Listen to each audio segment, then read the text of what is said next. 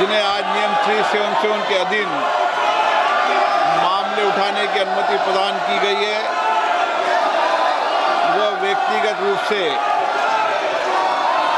सदन के पटल पर तुरंत अपने अनुमोदित पाठ को सदन के पटल पर रख सकते हैं। माननीय सदस्यगण, हम 18वीं लोकसभा के 5वें सत्र की समाप्ति की ओर अग्रसर हैं। यह सत्र 31 जुलाई 2025 को आरंभ हुआ था।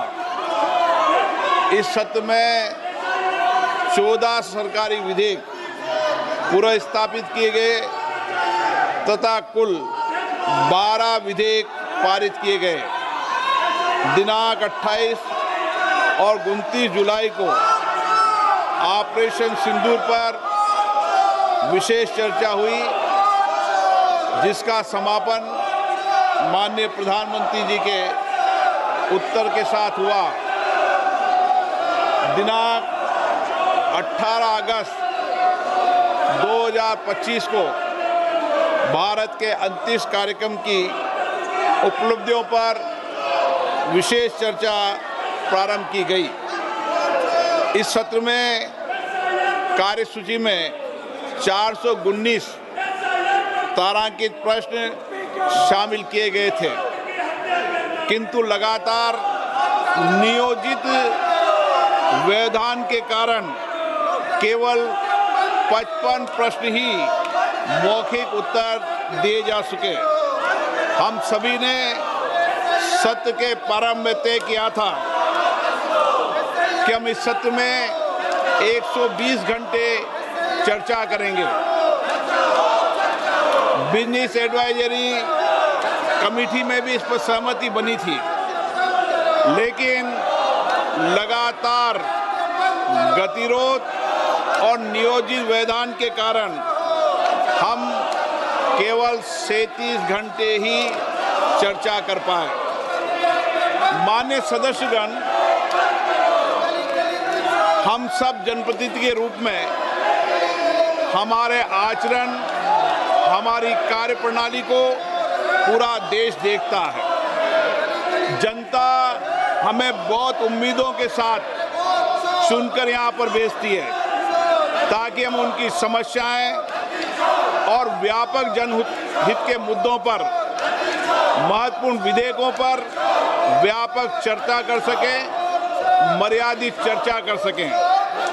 लेकिन पिछले कुछ दिनों से मैं देख रहा हूं कि सदन में सार्थक मर्यादा परंपराओं के अनुरूप चर्चा नहीं हो रही। माननीय सदस्यगण, जिस तरीके से सदन के अंदर, सदन के परिसर में जिस तरीके की नारेबाजी हो रही है, जिस तरीके से तख्तियां लेकर माननीय सदस्य आ रहे हैं, नियोजित गतिरोध किया जा रहा है, यह हमारी संसद की परंपराएं नहीं रही है। और विशेष रूप से इस सत्र में जिस भाषा का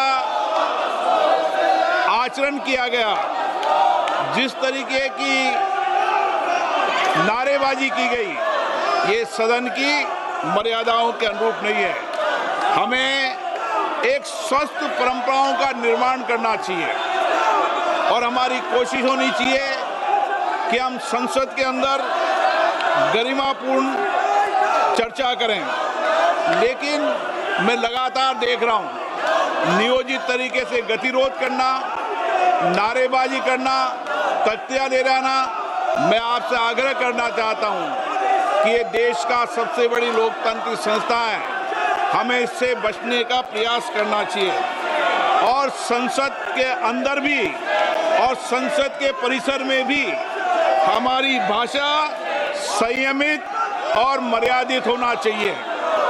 सहमति और असहमति होना लोकतंत्र की स्वाभाविक प्रक्रिया है, किंतु हमारा सामूहिक प्रयास होना चाहिए कि हम सदन की गरिमा को मर्यादा को और शालीनता को बनाए रखें। माननीय सदस्य, मैंने हर माननीय सदस्य को हमेशा पर्याप्त समय, पर्याप्त अवसर दिया है, लेकिन जिस तरीके का आपका आचरण है, देश आपके आचरण को, आपकी कार्यप्रणाली को देख रहा है। मैं फिर आपसे आग्रह करता हूं कि हमें प्रयास करना चाहिए कि हमारी स्वच्छ लोकतांत्रिक संस्था के अंदर अच्छी परंपराएं, अच्छी प्रॉपर्टियों को हम लागू करें और इसके लिए सामूहिक चिंतन भी करना चाहिए और सभी राजनीतिक दलों को आत्ममंथन भी करना चाहिए ताकि देश की लोकतांत्रिक स्वच्छ संस्था की हम मर्यादा को बना रखें और यहाँ अपने आचरण व्यवहार से एक आदर्श स्थापित कर सकें।